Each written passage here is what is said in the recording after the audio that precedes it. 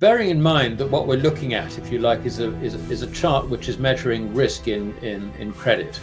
Now, if we get, as the other charts on long bonds indicate, if we get higher bond yields at a time when governments are over indebted, in other words, they're going into debt traps, or put yet another way, the currencies, the bond markets are in a state of collapse, then the risk in bonds basically will be reflected in a higher gold price, because people will be getting out of not just bonds but currencies as well, on the margin anyway, into real corporeal money, which of course is gold. And this consolidation basically over the summer months, I think makes sense, if you like, in that we've, everything else has rather been on pause. And of course, I mean, the US Treasury is finding this a bit of a problem. I mean, they know they can't fund at the long end. I mean, okay, there's a certain amount of demand from pension funds and maybe certain insurance companies with long-term liabilities to match. But, nobody else is really interested. So auctions there are always disappointing. Which is why they're relying very heavily on the T-bill market. And they're looking at getting banks, they're talking about getting rid of the supplementary leverage ratio, or at least reducing it, so that banks can increase their holdings of US Treasuries. Now, banks aren't going to go out and buy duration. The most a bank normally would look at is like 1 year out. The bulk of that funding is going to be in T-bills. That's where it's going. So the funding profile is just getting shorter and shorter and shorter. And that again is not good news, because more and more has to be rolled over every year. So we've got a bond crisis developing here in front of our eyes. And off screen we were talking about how investors are coming back from holiday and all the rest of it. And they will look at things maybe a little bit more seriously. September has a dangerous reputation in financial history.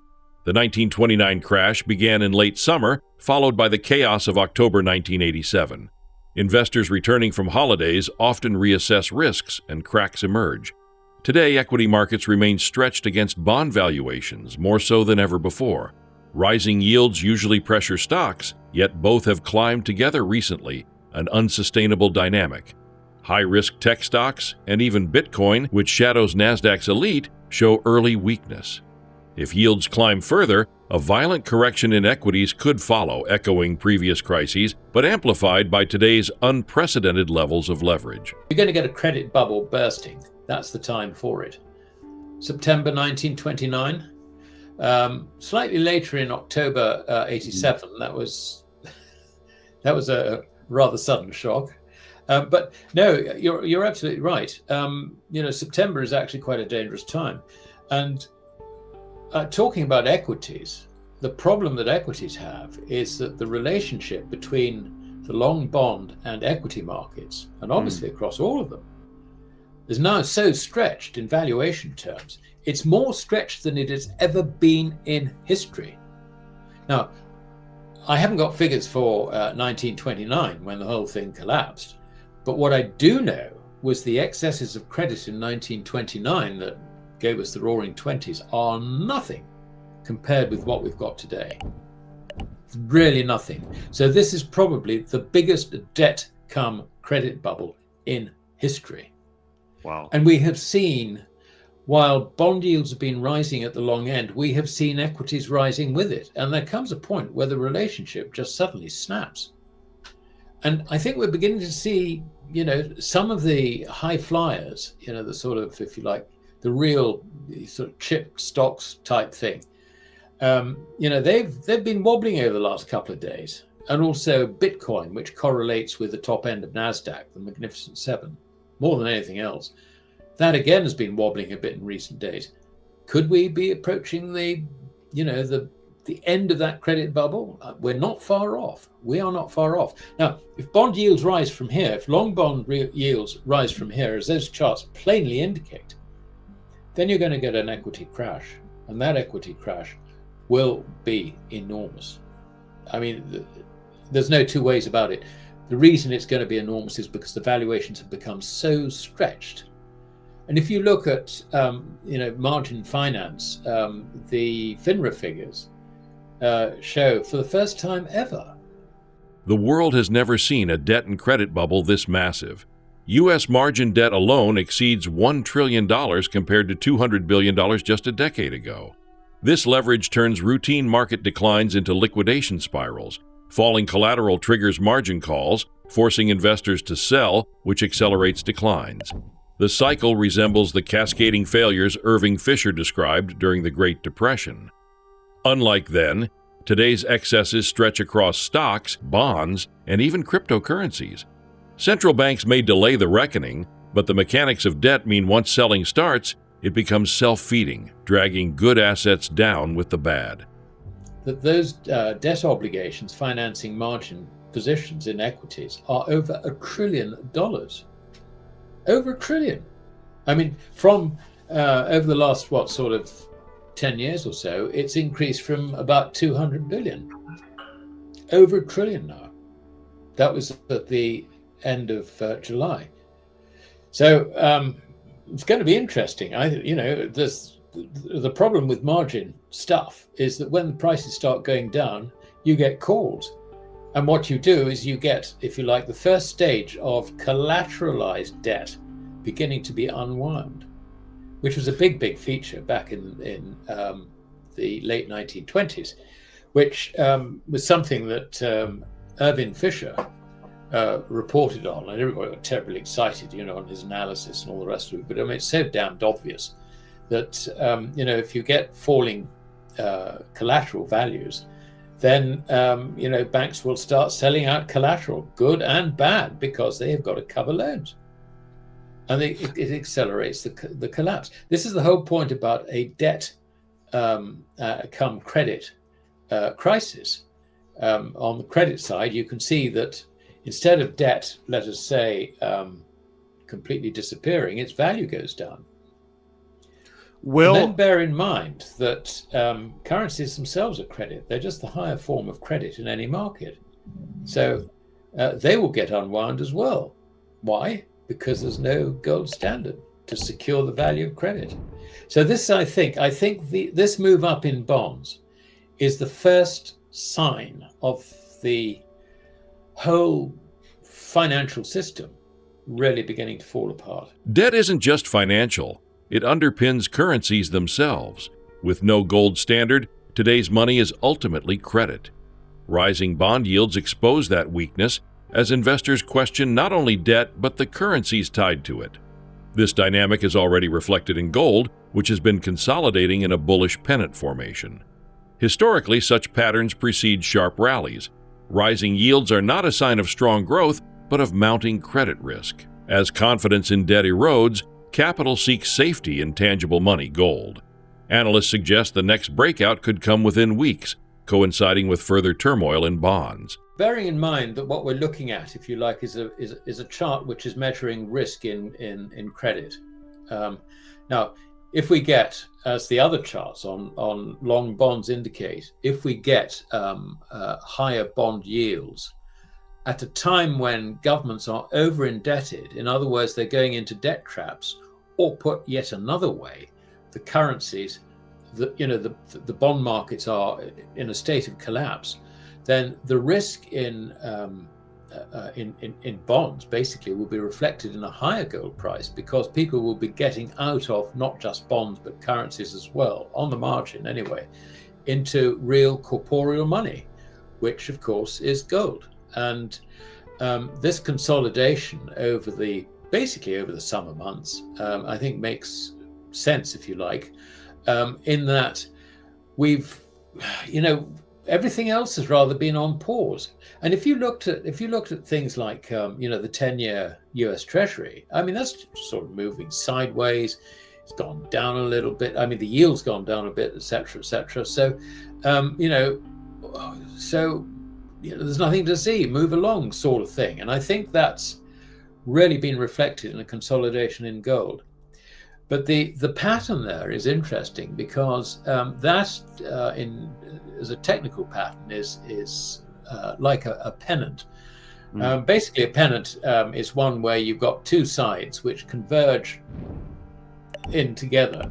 In this case, the top side is absolutely flat, and you've got a rising bottom to the pennant. And that is actually quite bullish when it breaks out. It rather indicates that the consolidation has been knocking to try and get out, and eventually it will get out. And of course, the moving averages have all caught up with it, and so on. So, but the underlying momentum, bull market momentum, is still there.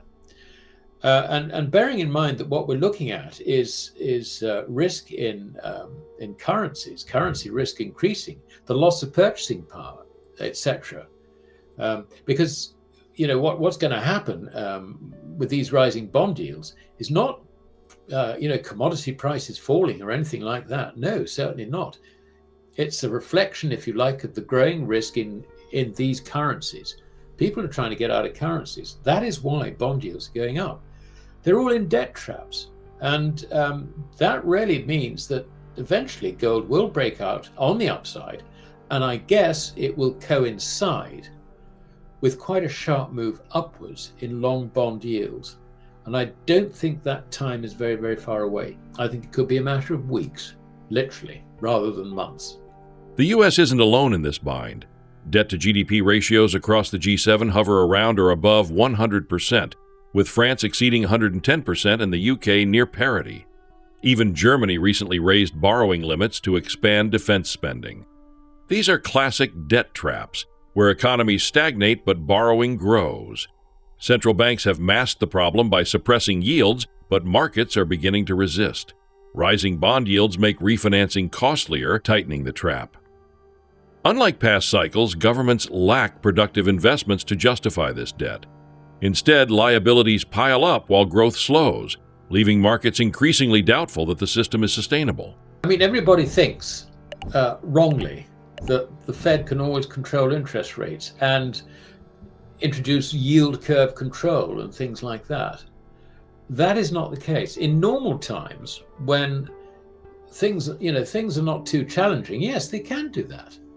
But we now have a situation where debt to GDP in the US is well over 100%, 125% or whatever, depending on what your view of GDP is. We've got high GDPs all the way around the world in all the G7 countries now. We're looking at an average of 100 or maybe slightly more. I mean, France is about 110, I think. UK is about 100. Germany is a bit lower, but they've just raised their debt limits because they're going to spend money buying military equipment off the Americans to expend in the Ukraine. They're all very highly indebted, and these are debt traps.